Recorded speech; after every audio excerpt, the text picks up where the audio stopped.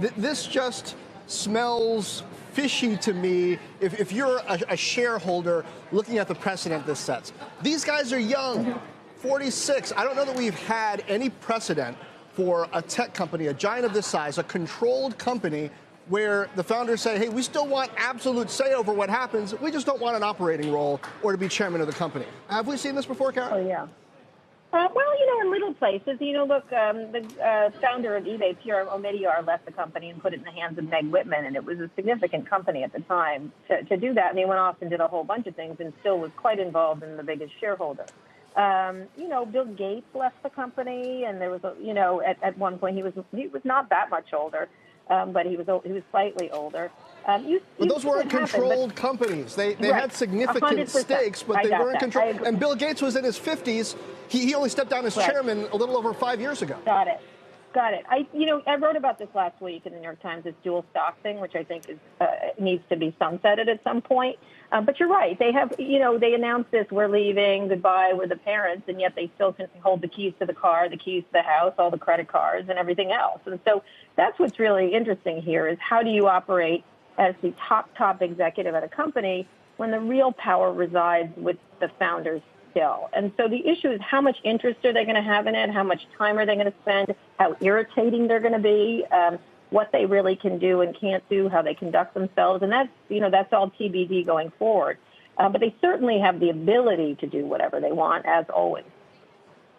Does this represent, you think, a longer leash for Sundar Pichai? I mean, if you're going to fix some of the cultural challenges that Google faces, whether you think they're management's fault or not, there are a number of employees who have a perspective they're putting forth that's not what management has been willing to embrace up to this point. Does he have a longer leash to do those things without checking in with Larry and Sergey, or are they still going to have to really okay all the major things that he does?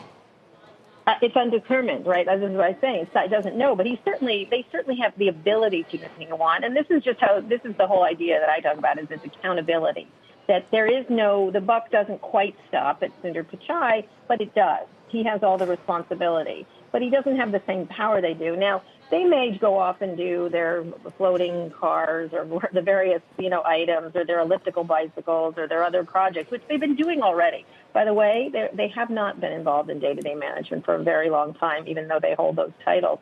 And Sundar has been running the two most critical parts of Google. So he's just inheriting some other parts of it and it's sort of the title and the status. But to make real changes at Google, you need someone who is the CEO, who is accountable to a board, essentially. And that's how most companies work. So we'll see how this works through, and they may just be very quiet and in the background, or they may be very active at different times. Yeah, and of course, Kara, some of those changes will arguably have to be to the culture itself, given what we've seen with some of the unrest, protests, pushback, criticism from employees within the company as well. How would you expect that to play out under Sundar Pichai as now top of the company? Well, he's been running the key parts of this company. Again, it's not like he hasn't been running the two key parts, which are YouTube and Google. Everything else is just something else. You know what I mean? These are all sort of hobbies, as many people call them, whether it's the drone stuff or the internet balloons or even the Android stuff, although it's critically important as part of their advertising business. But in general, he's already been doing that. And this is a culture that still, even though he's been running it, this is a culture that was built by Larry and Sergey, and that's why they're so outspoken. That's why that these employees feel a lot of agency. And so the question is, how do you manage that going forward, and how do you make the significant changes necessary? I would argue he has made a lot of them. Sundar was the one who really did start clamping down on the sexual harassment issues at Google that I wouldn't say they ignored them, but they pretty much ignored them. And Sundar is the one who made the moves in those areas quietly, but he did that, I think. And so the question is, what is his vision for the company, and will he be allowed to really put a stamp on it the way, say, Satya Nadella at Microsoft clearly is doing that, or Tim Cook at Apple are? Is he as passionate about the so-called other bets as Page and Brin are? No, I don't think so. I think he is passionate about quantum computing. I mean, I think he's got a great big interest in that and should. It's really the future of computing and where the future of Google is going. And he's certainly interested in that. And I think that's appropriate for him to be interested in. I think he doesn't want to, I don't know, I don't think he wants to do spaceships to the moon. I don't think he's very interested in, giant reflective balloons. I don't think he wants to create giant windmills. There was all kinds of schemes at Google going on for years and years. That's not really Sundar. He started as a product manager. He's very earnest. For anyone who's met him, he's very soft-spoken and yet has a real point of view and a real intellect. So I think he's more in the Satya Nadella kind of thing. He's going to be a good surprise for people in that regard. In terms of just putting his head down and doing the work. You're not going to see a lot of flashiness from him.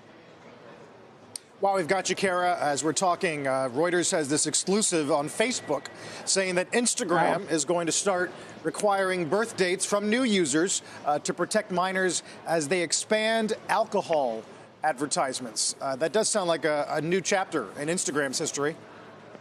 Okay.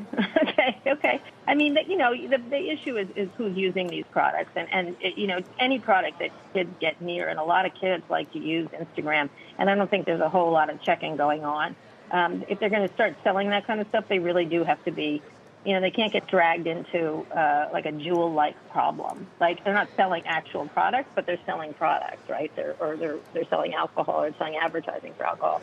So they're going to have to get really much more stringent on kids under, I think it's 13 or something. Yes. I don't know. It just depends on who gets them using the product. And if they're selling liquor, who's 21 that sees these ads? How are they going to know? And do you really want to give your birthday to Facebook? Or do you really, those are some really, those are some important information you might want to share. So I think it's going to be, that's a really interesting thing. I didn't know that.